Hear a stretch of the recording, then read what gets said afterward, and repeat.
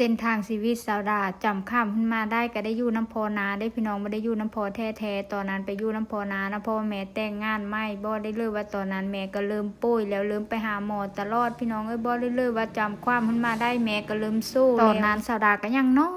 ยพี่น้องยังจื้อแน่บ่จื้อแน่จักแม่เฮ็ดเพลอเฮ้อแน่บ่จื้อเปเลอหนะบ่ได้เลยว่าตอนที่แม่ป่วยหนักๆก็ไปนอนโรงพยาบาลสาวดาก็จื้อแน่ได้พี่น้องเพราะว่าไปกับยายเฒ่านี่แหละไปเฝ้าแม่สาวดาก็ป่วยหนักแห้งจนได้ผ่าตัดนอนฟักฟื้นอยู่ห้องหมอก็โอ้ยโดนเติบพี่น้องพอหลังจากนั้นแม่ก็ได้มาฟักฟื้นอยู่ที่บ้านพอนาละพี่น้องแล้วแม่เพิ่นก็ได้ว่าอย่ามืออยู่บ้านแบบคล้ายๆแบบเพิ่นรู้สึกตัวว่าเพิ่นคือสิบ่ไหวแล้วนะอย่ามืออยู่บ้านหลังจากที่กลับมาโรงพยาบาลมาพักฟื้นอยู่บ้านพอนาแล้วแม่ก็ขอมาพักฟื้นอยู่บ้านเจ้าของก็มาอยู่บ้านเจ้าของได้ประมาณ 2-3 เดือนนี่แหละพี่น้องแล้วเพิ่นก็ได้เสียไปบ่ได้เลยว่าตอนนั้นเพิ่นทรมานแฮงพี่น้องสาวดาน่ะบ่ฮู้จักความเพิ่นเลยบ่ว่ายังน้อยๆนะโซนหลายหูความมากระจักจังยายเฒ่าเขาน่ะสาวเราเฮาฟังว่าแม่เป็นเพลอมือที่เพิ่นเสไปสาวดาจำได้ความได้ดีเลยพี่น้องเขาหามลงแม่ลงไปบ่ได้เลยว่าโฮงให้แบบให้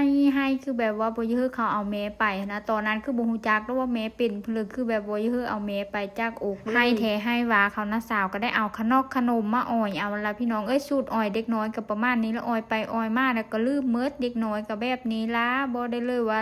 ตอนนั้นก็คือแบบลืมไปหมดแล้วพี่น้องจำความบ่ได้เลยว่ายังน้อยแฮงขนาดจื้อแน่บ่จื้อแน่แล้วก็อยู่กับน้าบ่าวน้าสาวอยู่กับนายเฒ่าอยู่กับน้าสาวที่อันดามาเฮ็ดงานอยู่ในประเทศไทยนำนี่แหละพี่น้องในมื้อนั้นดาก็ได้พบกับพ่อแท้ๆแล้วก็มีทั้งพ่อนาโซหลายเพิ่นก็สิบอกว่านั่นเด้อว่าพ่อแท้ๆผู้ใหญ่เพิ่นก็สิแนะนำหั่นน่ะส่วนสาวดาก็บ่ฮู้จักแล้วเพราะว่าหูมือความเพิ่นมาก็อยู่นำพ่อนาก็สิติดพ่อนาหลายกว่าส่วนมือที่แม่ป่วยก็มีแต่นอนนำพ่อนาได้นี่ล่ะนิสัยเด็กน้อยเนาะพี่น้องอยู่นำผู้เลิกก็ติดนำผู้นั้นเฮาบ่ฮู้จักดอกผู้เลิกพ่อแท้ๆผู้เลิกพ่อนาผู้เลิกที่เฮาหูมือความมาแล้วมื่นตาเห็นข่าวจำความเห็นข่าวได้ก็สิคิดว่าผู้นั้นเป็นพ่อนั่นล่ะพี่น้องจนเยอะมากแล้วก็มาอยู่จนแม่เสียแล้วก็ได้ย้ายมาอยู่ที่บ้านยายเฒ่าหลังจากที่แม่สาวดาเสียไปสาวดาก็ได้อยู่กับนายเฒ่าแล้วก็มีน้าสาวน้องสาวพ่อแท้ๆของสาวดาละเอามืออยู่นำพี่น้องบ่ได้เลยว่าสาวดานี่เป็นคนที่แบบติดคนถ้าผู้เลิกเอาเจอนี่ซื้อขนมมานี่ติดเลยเด็กน้อยก็เอามืออยู่นำมันน้องสาวพ่อสาวดาก็ได้หลายมือเติบแล้วก็วันนี้เขาน้าสาวไปเอามากก็มีเยอะมากเลยพี่น้องให้